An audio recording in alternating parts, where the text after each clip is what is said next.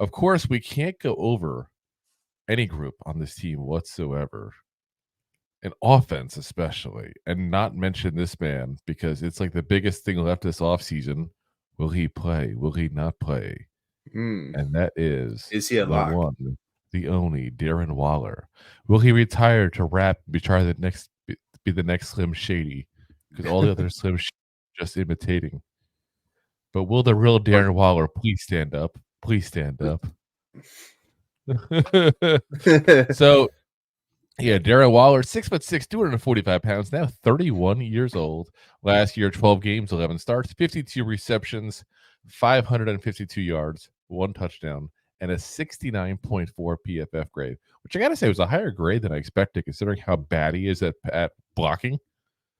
Like, let's be honest, he's yeah, like he's just pretty. for basically. Yeah, he's just an oversized receiver, pretty much.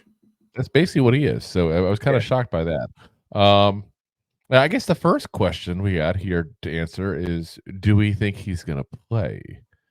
And Rob, I'll let you go first. What do you think? Yeah, this has been something that's been going all over. I wouldn't be surprised either way, but I think he plays. I think he's with everything that's going on. I think he's going to need something to be clutch in his life, and he's going to try to play. Yeah, I mean, like if he was going to divorce, I assume you mean divorce, like who knows? Like is he like on the temptation of relapsing? So Temptation I think, Island. yeah, he could be on Temptation Island. Doing so, keeping your mind off that and concentrating on the sport, the job that's giving you the lifestyle you had today. It's probably not a bad idea. I'm wondering. A lot of dedication. I got 2 things I think could possibly be happening here. One, he just doesn't love doing it anymore, and that's fine. Listen. Yeah. It's easy for us as fans to say, I would play forever. We're fans. Of course, it's a dream we haven't fulfilled. It was his dream when he was going to college at Georgia Tech, I believe, if I remember off the top of my head. That was his dream. He fulfilled his dream. He's played at a very high level now for a lot of years. He's definitely on the back half of, his career, having issues the last couple of years, injuries, trying to rehab, trying to get back. Got the added, and I've never heard anybody mention this part of it here, but I mean, he's got the added issue of he's got to be careful coming back from injuries because of what medications he can or can't take because of his past. If you got somebody who's a recovering addict, you kind of have to be careful what you give them because you give something that's really addicting, which a lot of painkillers and muscle relaxers, all that kind of stuff are. Just synthetic heroin. Yeah, you got to be careful on that scenario. So, it takes a lot out of you.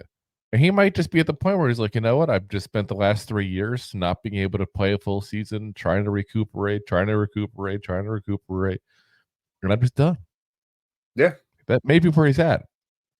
My other thought process is that he's going Gronk. He just doesn't want to do training camp. Could be. I mean, I don't know. I honestly think the Giants know.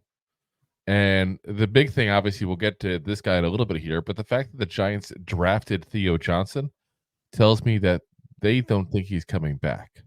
With all the holes we have in this offense and defense, this whole roster as a whole, I should say, I don't think the Giants spend a pick on a tight end specifically if they thought Waller was coming back with all those holes. There's a lot we didn't fill, let's be honest here. That's correct. And you're not going to fix it in one draft. And the thing is, they know they saw Bellinger his freshman year, then his sophomore year not play so much is because he's next to Waller, is because he is injured, like whatever's going on. But the Giants have always, for most of the Giants' careers, had as a team organization, they've had pretty good tight ends. Were they Gronks? Were they, we had a Jeremy Shockey, but yeah, we have Shockey, we have Mark Bavaro. That's what I'm saying. We've had good tight ends that we homegrown. So tight. They definitely spot. But yeah, I mean, to me, I think it's just if he's going to play, hypothetically, I think what he gave us last year should probably be our expectations at this point. I mean, he spent the last 3 seasons now basically on and out of injuries at that point. Correctamundo. It's been, what, 2020 or 2021 was his last time he had 1,000 yards. It's not like he's been that player now for a while. He's older. He's had more injuries. He's got personal issues, obviously, going on with the divorce from Kelsey Plum, the WNBA star. I mean, there's a lot going on there. But I still think a 75% Darren Waller is better than 75% of the tight ends out there. 100%. At least from a receiving aspect. I mean, obviously, again, he's never been a great blocker. That's a whole other issue. But as far as a weapon, we keep talking about how we want to see an exciting offense. We want to see an offense that gets things going. You're not going to have that. But you're not going to have that without having some kind of tight end play. Now, he's not the only one who can provide that. Don't get me wrong. We'll get into the rest of the guys here in a little bit. But he is the most proven weapon in that tight end room. And even battle through injuries, even with the games missed. Again, we talked about it. His yards per game was not that far off. It's just he's playing less games. 12 games, 552 yards.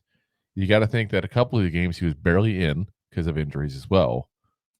But again, that would have put him at 750, 800 yards at that point, not even including looking at what games he barely played because of the injuries.